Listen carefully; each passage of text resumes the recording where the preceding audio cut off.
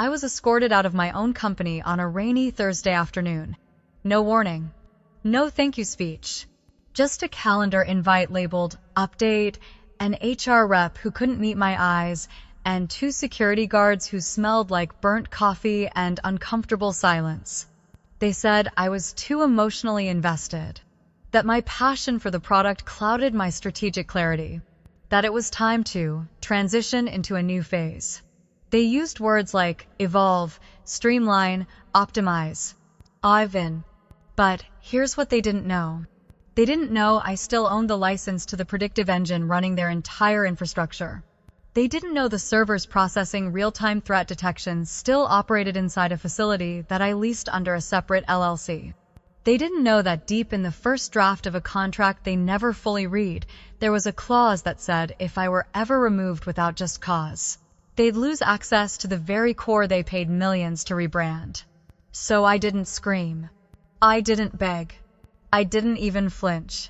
I walked out with a framed blueprint, a flash drive, and a 4-line letter written in the kind of language that makes lawyers sit up straight. 3 days later, their dashboard went dark. Their flagship product started throwing error codes like confetti, and their biggest client pulled funding with 2 words. We're pausing.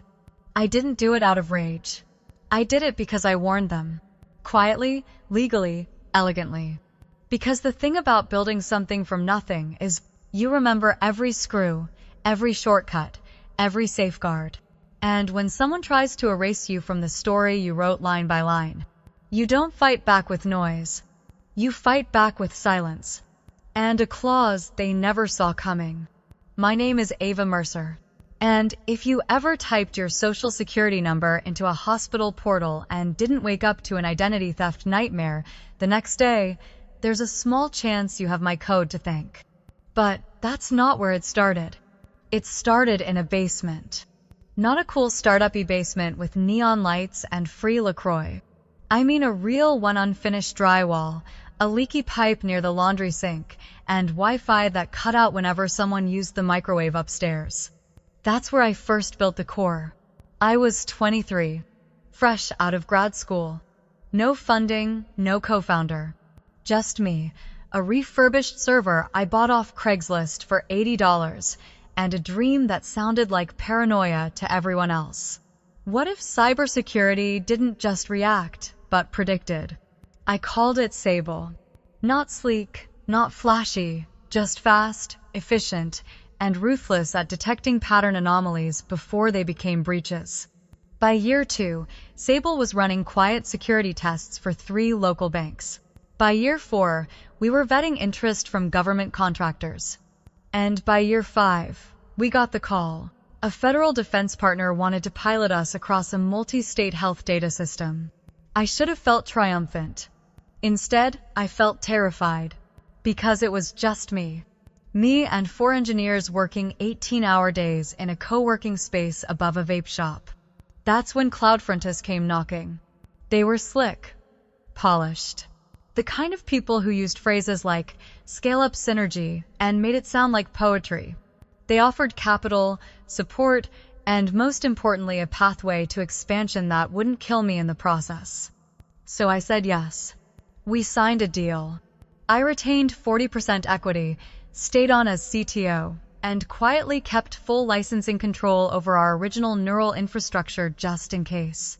That just in case? Yeah. It arrived faster than I expected. Over the next 18 months, I watched the culture morph from mission first to market first. From late-night dev scrums to endless brand meetings about tone harmony. From tracking threat vectors to building emotional resonance with end users. I watched grown men pitch adding cartoon characters to a cyber risk platform. I should have pushed back harder. But I was tired. Tired of translating technical warnings into PowerPoint slides for people who thought root access was a gardening app. Tired of being spoken over by executives who'd never written a line of code. Tired of being called the emotional one when I cared about protecting lives, not just stock prices. So I stopped talking, and I started preparing. I backed up every original framework, reread every contract, tracked every meeting where someone used the phrase, "she's just legacy." Oh, and when the day came when they decided my passion was a liability, I didn't fight, because I'd already built the back door. My name is Ava Mercer, and this is the story of how they erased me, only to hand me back the master key. They say the devil is in the details, but sometimes salvation is too. When I sold 60% of Sable Systems to CloudFrontis, I didn't walk in blind. I may have been exhausted. I may have been naive about board politics, but I wasn't stupid. I knew how fast tech giants chew through founders. I'd watched too many stories end the same way bright-eyed engineers turned into mascots for innovation they no longer controlled. 1 month you're the visionary, the next you're on a press release called the heart of our origin story. So I buried a seed in the paperwork. A single paragraph in a subclause hidden halfway through an appendix titled Asset Licensing and Conditional Continuity. My lawyer, Mira Lynn, had read it 5 times. You think they'll notice? She asked, eyebrows raised. I remember sipping cold coffee, tapping the paper. They won't. Not now. Not until it's too late. The clause was simple, legal, enforceable, and almost poetic in its precision. If at any point the founder Ava Mercer is removed from her executive role without cause, the foundational infrastructure license, herein referred to as the Adaptive Neural Root, ANR, will revert to its originating holder, A. Mercer, LLC, at no additional cost or delay. In plain English, if they ever fired me for anything short of felony, they'd lose access to the engine powering their entire AI threat matrix. No lawsuit, no arbitration, just poof, gone. I didn't talk about it. Not to investors, not to team leads, not even to my parents. I filed it under just in case. Then went back to writing code, onboarding staff, and attending meetings where men named Dylan used words like disruption and pivot while mispronouncing algorithm. Months passed. CloudFrontis rebranded Sable into something shinier, softer BubbleSec. They changed the logo. They changed the colors. But they never changed the core. Because they couldn't. That core was still mine. I saw the direction they were heading. Less defense, more consumer. Less security, more user comfort. They wanted the illusion of safety without the spine it required. I said nothing, because saying something would have only triggered more meetings. And I didn't want meetings. I wanted leverage. So I waited. I watched as new executives came in, nodding through slides they didn't understand, high-fiving each other over cloud confidence metrics and brand synergy. I watched them cut my team, freeze R&D, and turn my engineers into glorified QA testers for a product they no longer believed in. And every time they told me I was too emotionally attached, too founder-brained to see the bigger picture, I'd smile, because I had the picture. I wrote it, and in one of its corners, in small print inked years ago, was the line that would one day break their whole facade. They fired me on a Thursday. The clause activated at 9 a.m. Friday morning. And suddenly, the company that thought it owned everything realized it never really read the fine print. There's a kind of silence that doesn't come from peace. It comes from being slowly erased while still standing in the middle of the room. That was what CloudFrontis did to me. They didn't storm in with ultimatums. They didn't change my title overnight. They did something worse. They made me invisible. It started small. My standing invite to the Monday strategy call suddenly wasn't sent. I found out only after walking into a conference room with too many empty chairs and too many awkward glances. Oh, did no one loop you in? Someone mumbled, eyes glued to their laptop. I laughed it off. We were all busy, right? Then came the budget review I was supposed to co-lead. Instead, it was handed off to Dylan, the newly promoted Chief Vision Architect. He called the shift streamlining operations. I called it what it was. Tactical sidelining. But I stayed calm. I showed up early. I took notes. I played the part of the agreeable founder who gets it. Then came the rebranding committee. I wasn't asked to join. I wasn't even told it existed. I only found out when I walked past a glass conference room and saw our old security UI clean, efficient, purpose-built redesigned with pastel gradients, a smiling bubble mascot, and a tagline that read, "Cybersecurity doesn't have to be scary." I felt like I was watching someone repaint my childhood bedroom without asking. But I said nothing, because I wasn't ready yet. Every week chipped away a little more. The engineers I mentored were reassigned under new management.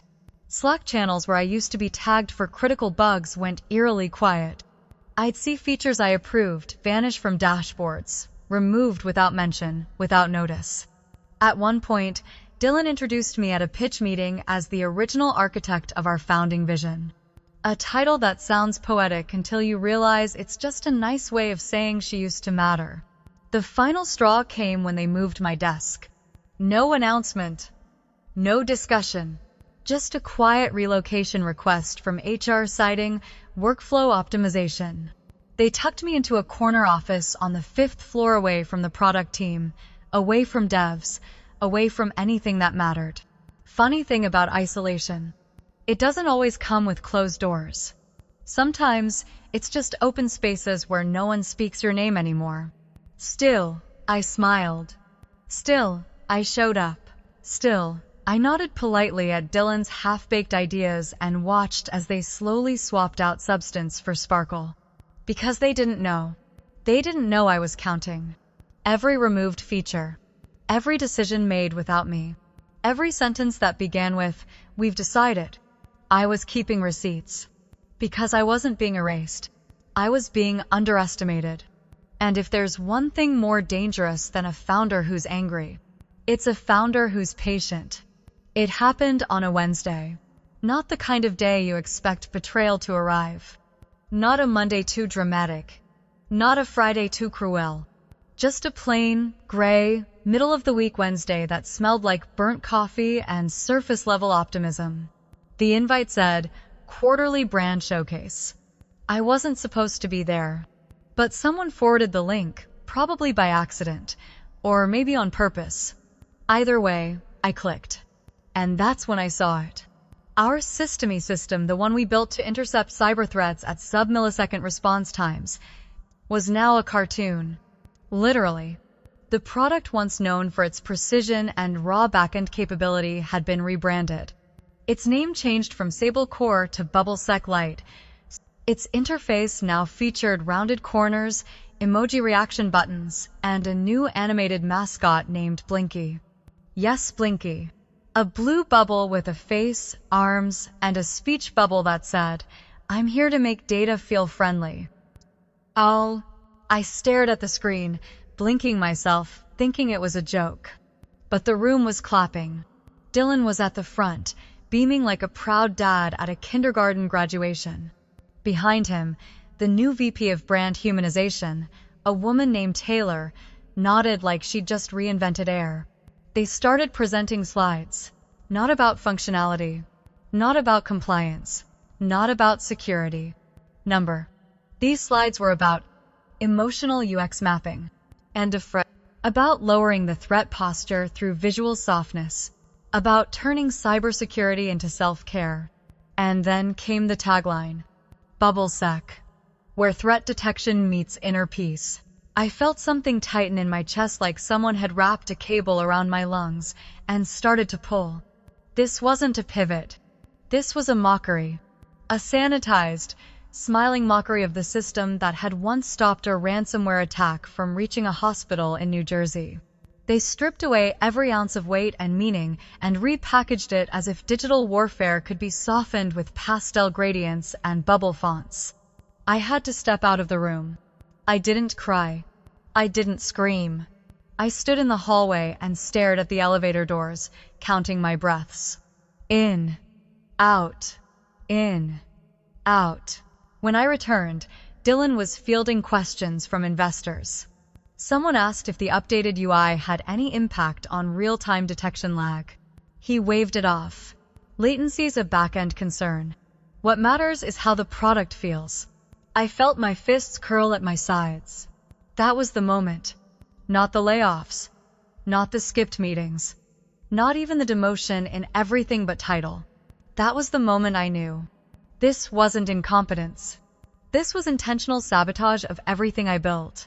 Not because they hated me, but because they needed to own it. And to truly own it, they had to wipe my fingerprints from every surface, even if it meant breaking the machine to do it. So I smiled. Not because I was okay, but because I'd already printed the clause. Because I'd already started rerouting the servers. Because I knew something they didn't. You can paint a fire extinguisher pink. You can call it hug tech. You can stick a smiley face on a bomb defusal tool. But when the system fails, no one remembers the mascot. They remember the architect. And I was still right here. After the showcase, I didn't go home right away. I sat in my car, parked in level B2 of the garage, the dashboard lights blinking faintly, my hands still gripping the steering wheel like I was waiting for a crash that had already happened. I wasn't angry. Not anymore. Anger had passed. Left behind something colder, sharper. That night, I opened the safe under my bed. It wasn't fancy, just a small steel box with a keypad and a soft clicking lock. Inside, folded neatly between old notebooks and an unopened bottle of scotch, was a contract. The contract. I laid it out on my desk like a battle map. The pages were slightly yellowed, the corners softened by time, but the ink was still bold. Still legal. I flipped to Appendix C, licensing and continuity terms. And there it was. The clause. Not speculation. Not a hope. Not a bluff. Section 7. 4. Infrastructure Rights Reversion. Written in Miralin's meticulous legal prose, cold and quiet and deadly. In the event that Ava Mercer is removed from her executive role without just cause, all operational licenses pertaining to the adaptive neural root AR shall revert to A. Mercer LLC within 24 hours of termination notice. No arbitration required, no appeal, no exceptions. I stared at it, rereading every word. It was still there. Still binding. Still, the most powerful thing in the entire company no one else had noticed. Because no one reads the back half of an appendix. Especially not when they think they've already won. I picked up my phone and called Mira. She answered on the second ring.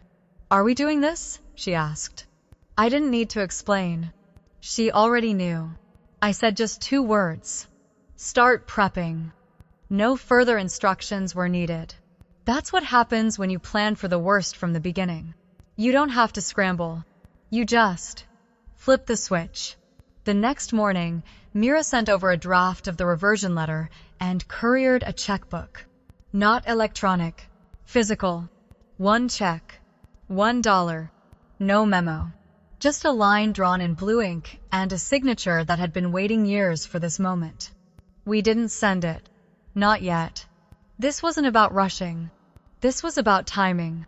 I spent the next few days moving quietly. I checked access logs, tracked license expiration dates, monitored internal server pings from my admin portal which, shockingly, no one had revoked access to. I began rerouting dependencies, backing up core structures, and pinging my old engineers casually at first.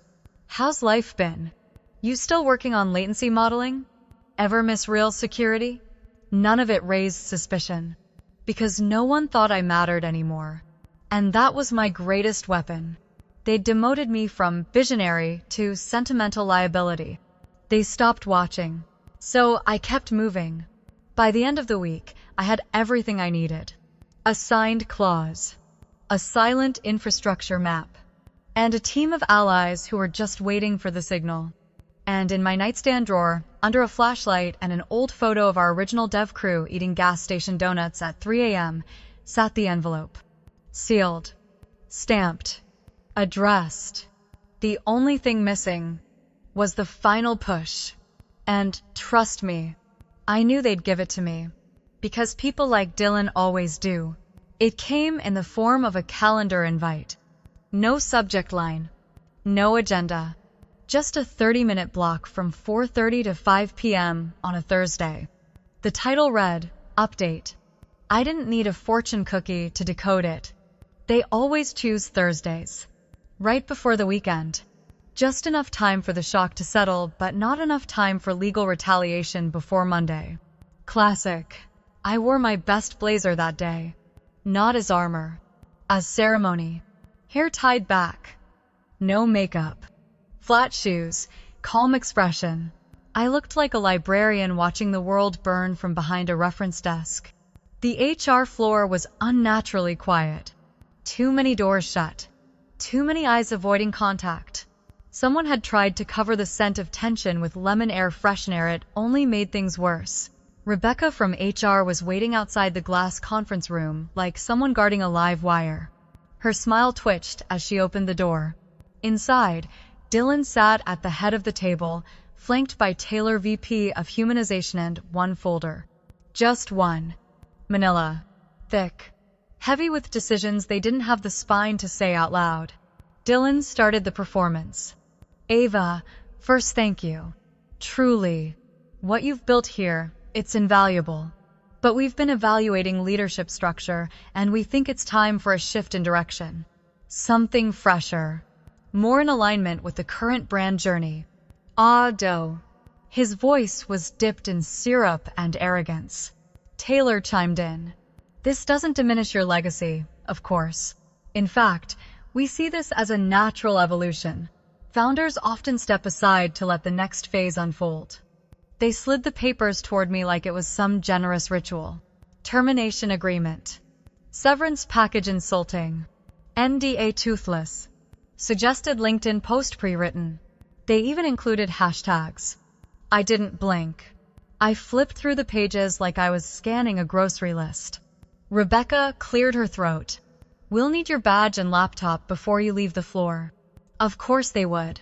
Because nothing says thank you like being escorted out of your own company like a shoplifter at a gift shop.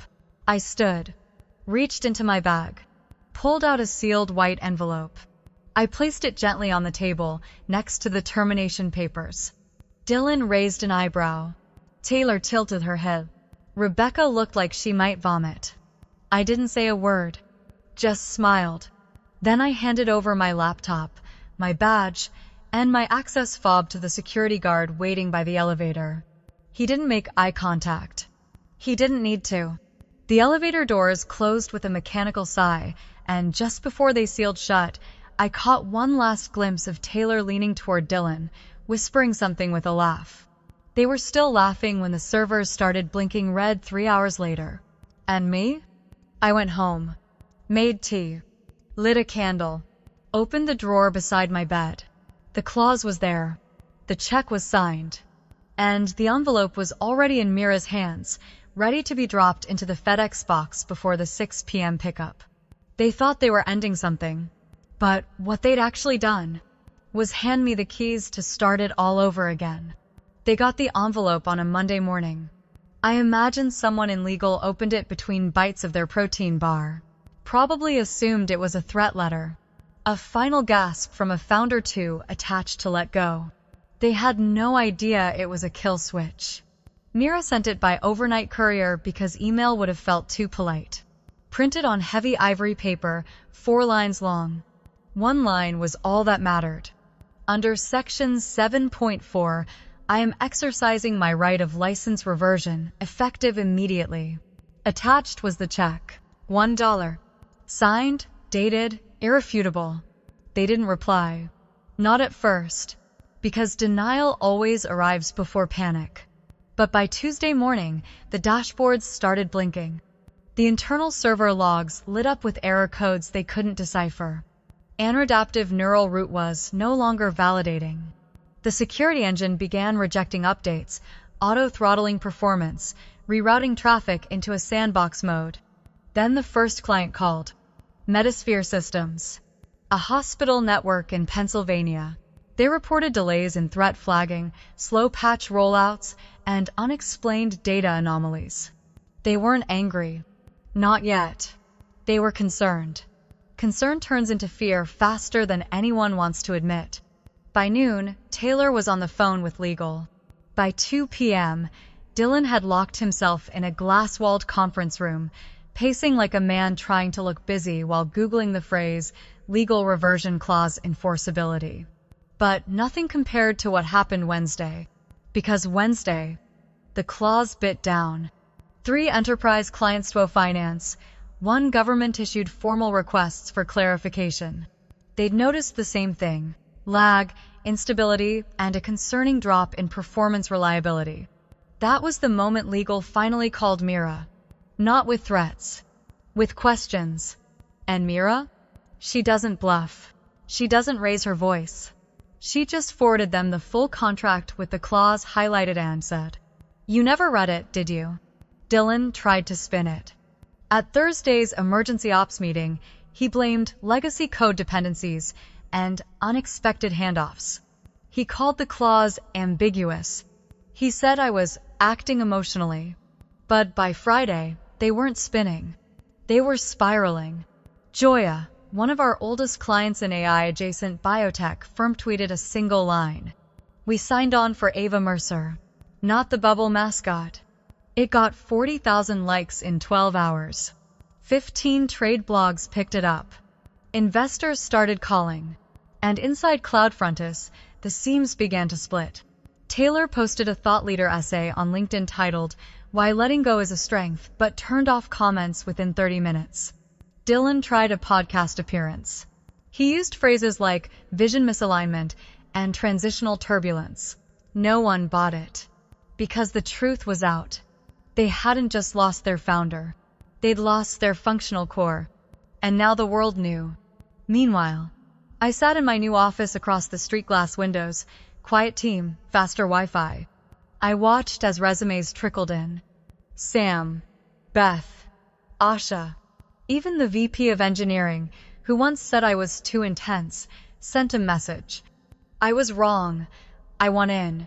I didn't reply. Not yet. Because CloudFrontis wasn't done collapsing. And me? I was just getting started. We didn't need a headquarters. Not right away. We didn't need a flashy product launch or a PR firm to polish our comeback. We didn't even need a name, at least, not in the first week. What we needed was signal. And once the clause was triggered, the signal went out like a silent beacon through every hallway CloudFrontis had whitewashed. It started with Sam. He sent his resume the same day CloudFrontis issued its internal statement about founder separation. No subject line. Just a PDF, and in the body of the email, one sentence. "I kept the receipts. Let's rebuild." Then came Asha. Then Beth. Then Julian, who, last I heard, was freelancing in Lisbon, called and said, "My hands are still steady, and I never liked their colors." We didn't have a war room. So we used my apartment. The same place where Sable was born. The same cracked windows. The same too small kitchen. But now it held something more powerful than nostalgia. It held precision. 10 of us crammed into folding chairs, laptops propped on pizza boxes, a whiteboard resurrected from my storage unit already scrawled in red marker. Operation: Reclaim the Core. There was no pitch deck. No KPIs. No brand soul alignment.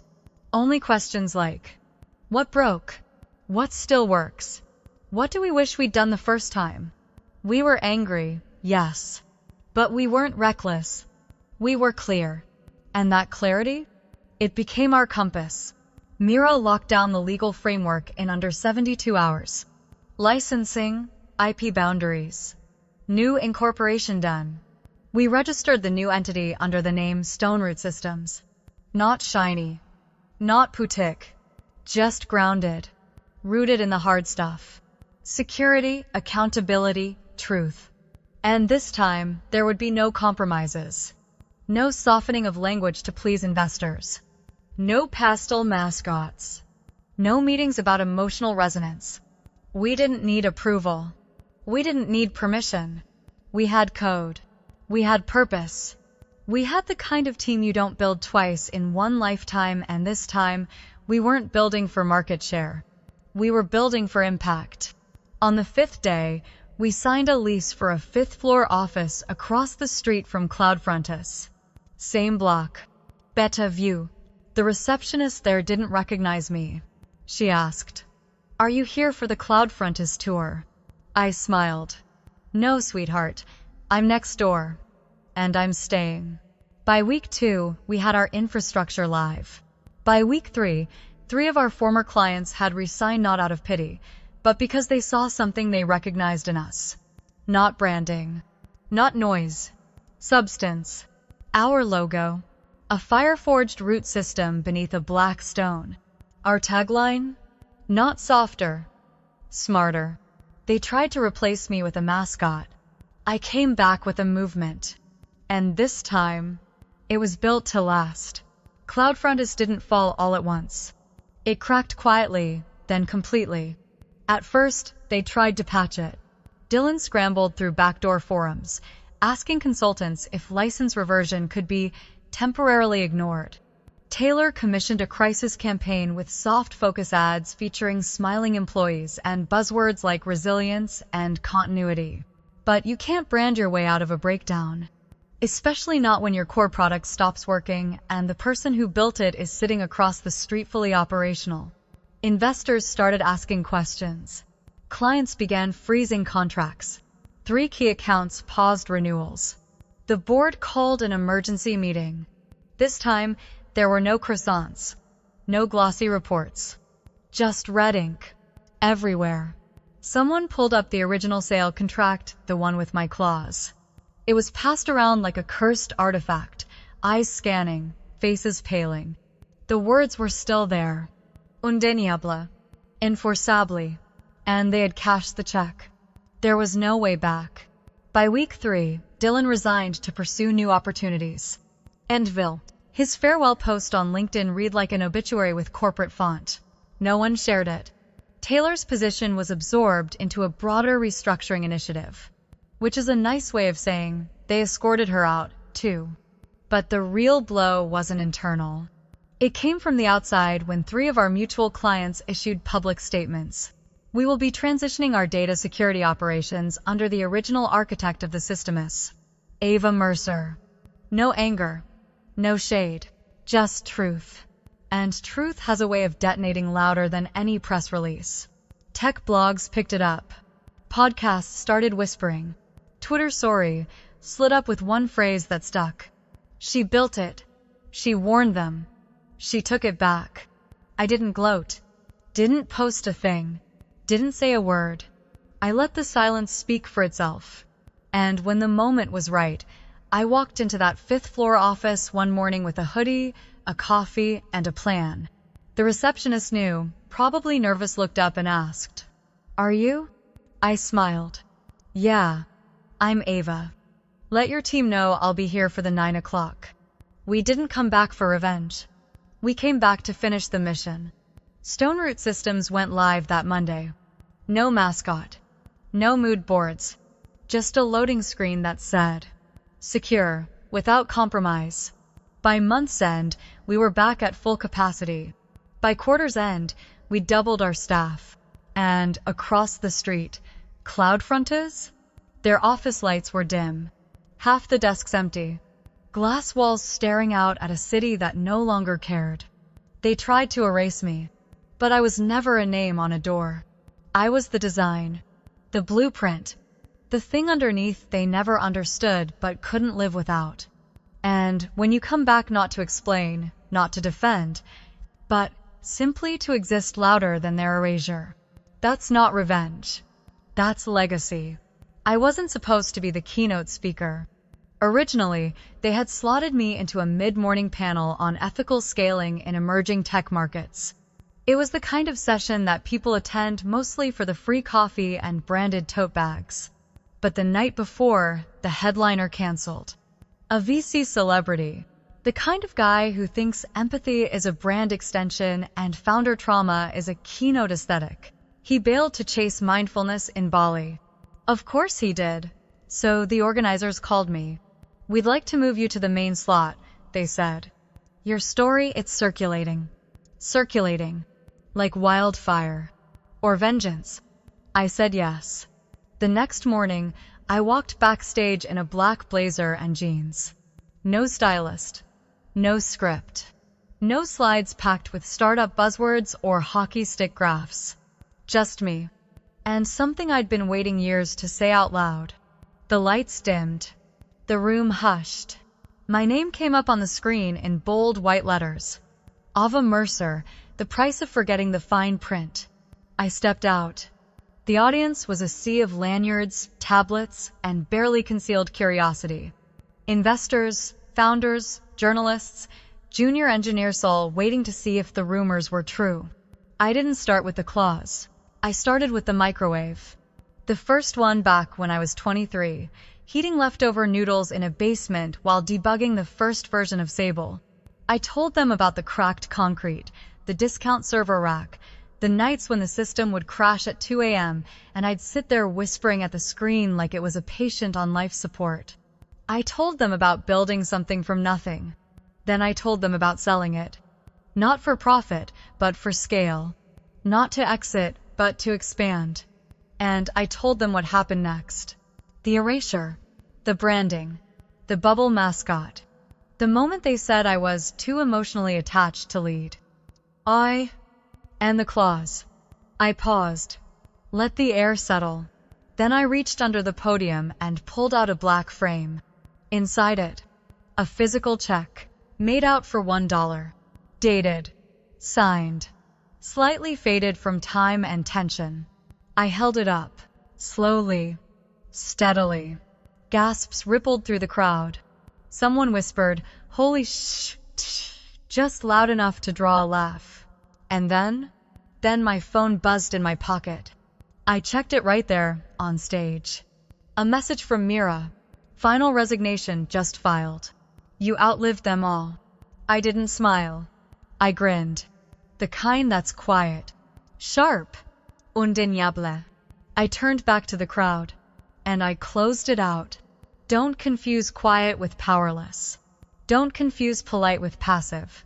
And never, ever, assume the woman you're trying to silence didn't write the rules you're playing by. Always read the contract. Twice, if you think you're smarter than the woman who wrote it. I stepped back. No fireworks. No music. Just the sound of 2,000 people rising to their feet. People ask me now, how did you stay so calm? When they erased your name.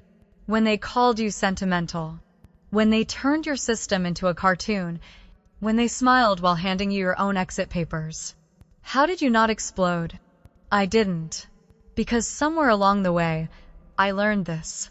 Not every battle is meant to be fought in public. Not every insult deserves a rebuttal. And not every power move comes with a slam of the fist. Some moves come in silence. In the pause before the fall. In the quiet closing of a laptop. In the folding of a piece of paper that says more than 1,000 speeches ever could.